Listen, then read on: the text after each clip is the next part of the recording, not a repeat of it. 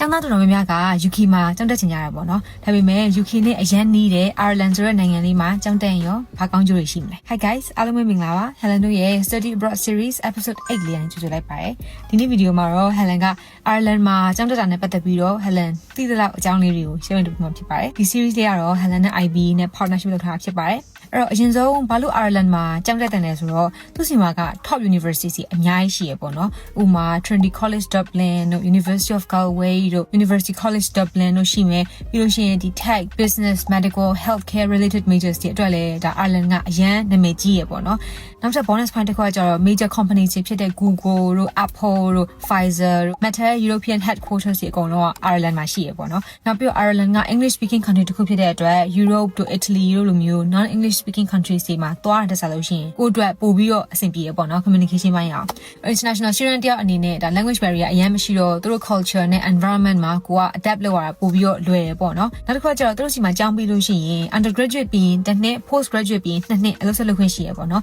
international student အနေနဲ့လည်းကျောင်းတက်နေတော့မှာ part time opportunities နဲ့တစ်ပတ်မှာ9-10လုပ်ခွင့်ရှိတယ်ဒီ holiday season မှာတော့ full time အနေနဲ့ like over 40 hours လောက်လုပ်ခွင့်ရှိရပေါ့နော်နောက်တစ်ခုက scholarship အနေနဲ့ကြည့်မယ်ဆိုလို့ရှိရင်လည်းသူတို့စီမှာ international student scholarship တွေ Ireland government ကနေပေးတဲ့ scholarship တွေရော university ဘက်ကနေ funding လုပ်ပေးတဲ့ global scholarships တွေလည်းရှိရပေါ့နော်အဲ့တော့ဒါ scholarship opportunities တွေလည်းအများကြီးရှိတယ်ကြားပေးတဲ့ scholarship အပြင်အခုဆိုရင်ဒါ IB ကလည်းပေးနေတဲ့ Bridge Your Dream scholarship လည်းရှိရဆိုတော့ကိုတကယ်စူးစမ်းပြီးတော့ရခဲ့လို့ရှိရင် course အရာလည်းအရင် safe ဖြစ်နိုင်တယ်ပေါ့နော်ဒီ Bridge Your Dream scholarship ရဲ့အသေးစိတ်ကိုလည်း Helen တို့ရဲ့ Study Abroad series episode 5မှာ details ပြပြပေးရပေါ့နော်အဲ့ post ရဲ့ link ကိုလည်း Helen caption မှာထည့်ပေးပါမယ်နောက်တစ်ခါကျတော့လေ Irish လူမျိုးတွေကအရင် friendly ဖြစ်တယ်ပေါ့နော် UK ရဲ့ culture နဲ့လည်းသူတို့အရင်ဆင်တယ် safety ရဆိုလို့ရှိရင်ဒါ UK ထက်တောင်သူတို့ပို့ပြီးတော့ safe တယ်လို့ပြောလို့ရတာပေါ့နော်သူတို့စီမှာ international student community ရောဒီ Burmese community ကလည်းတဖြည်းဖြည်းနဲ့ grow နေပြီဆိုတော့ဒါ welcoming ဖြစ်တဲ့ feeling ရမှာတော့တေချာလို့ထင်တယ်ပေါ့နော်lifestyle အနေနဲ့ကြည့်မယ်ဆိုလို့ရှိရင်လည်း Dublin တို့ Cork လို့ဆိုလို့ရှိရင်ဒါအရင် peaceful ဖြစ်တယ်ဟိုက Europe ဘက်ကိုခရီးသွားခြင်းပဲဖြစ်ဖြစ် UK ကိုသွားမှဖြစ်ဖြစ်ဒါ access ကအရင်အဆင်ပြေရပေါ့နော်အဲ့တော့ဒါကတော့ Ireland မှာ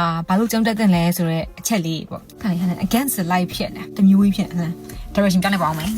နေရာလေးထည့်ရွှေ့လိုက်ပြီအဆင်ပြေပါလားမသိဘူးနော်ပြင်မာရနေပေါ်မူတည်ပြီးတော့နေရာအဲ့လိုပဲလိုက်ရွှေ့ရပါတယ်။တော့ Helen ခုနက Ireland မှာဘာလို့ကျောင်းတက်တဲ့လဲဆိုတော့အချက်လေးကိုပြောပြရဆိုတော့ Irish University ကိုဘယ်လိုမျိုးကျောင်းချုပ်ကြမလဲပေါ့နော်။ကျောင်းအနေနဲ့ကတော့ဒါနာမည်ကြီးရဲ့ top university ဆိုလို့ရှိရင်ဒီခုနပြောခဲ့တဲ့ Trinity College Dublin တို့ University College Dublin တို့ University of Galway တို့စရရှိမယ်။လိုအပ်တဲ့ requirements တွေကတော့ဒီ IELTS span score အနည်းဆုံး 6.5 ဒါမှမဟုတ်ဒီ Duolingo ရဲ့ English test result အမှတ်130 လောက်ပေါ့နော်။ပြီးတော့ personal statement တွေလိုမယ်။ကို high school ပြီးရဆိုရင် high school diploma လိုမယ် IGCSE GED ကိုမှပြ high school ပြီးထားရဆိုရင်လည်းရတာပေါ့နော်ဒါပေမဲ့သုံးရတိုင်းသူ့ university တက်မှတ်ချက်ပေါ်မူတည်ပြီးတော့ကိုက foundation program လဲတက်ရင်တက်ရမယ်ပေါ့နော်ကိုက A levels တို့ IB တို့ OSSG တို့ပြီးရတယ်ဆိုရင်တော့ဒါ bachelor တက်လို့ရနိုင်တယ်ပေါ့နော်သူတို့ intake အနေနဲ့ကြည့်မယ်ဆိုလို့ရှိရင်လည်း UK နဲ့အရင်ဆင်တယ်ပေါ့နော် main intake ကဒါ September intake ဆိုတော့ဒီ9လကနေ9လလောက်ထိကိုကကြိုပြီးတော့ပြင်ဆင်ပြီးတော့ရှောက်ရမယ်ပေါ့နော်ကျောင်းလျှောက်ပြီးလို့ offer ရရင်ကိုက deposit ပေးမယ်ပြီးတော့မှကျောင်းဘက်ကနေတဆင့်ကိုက letter of acceptance ရလို့ရှိရင် student visa ဆက်လျှောက်မယ်ပေါ့နော်အဲ့တော့ဒါ Helen ဒီ video ကပြောခဲ့တာကတော့ဒါ Ireland မှာကျောင်းတက်ဖို့အတွက်အကြမ်းဖျင်းပြောရတာဆိုတော့သေးစိတ်ဒီ step by step သိချင်တယ်ဆိုလို့ရှိရင်เนาะ IBE ရဲ့ Facebook page မှာတွားပြီးတော့ဆက်သွယ်လို့ရပါတယ် IBE ဘက်ကလည်းဒီ Ireland University application process ရော student visa နဲ့ပတ်သက်တာတွေရောဒီ process တွေအကုန်လုံးကိုမှတို့ကတခြားလေး guide လုပ်ပေးရဲဆိုတော့ IBE နဲ့တွားပြီးဆွေးနွေးလို့ရပါတယ်အဲ့တော့ဒီနေ့ video လေးကတော့ဒီလောက်ပါပဲ Helen နောက်ထပ် episode 9မှာတော့ဒါလေး share လုပ်ပေးမယ်ဆိုတာသိချင်လို့ရှိရင်လည်းစောင့်ကြည့်ပေးပါဦး bye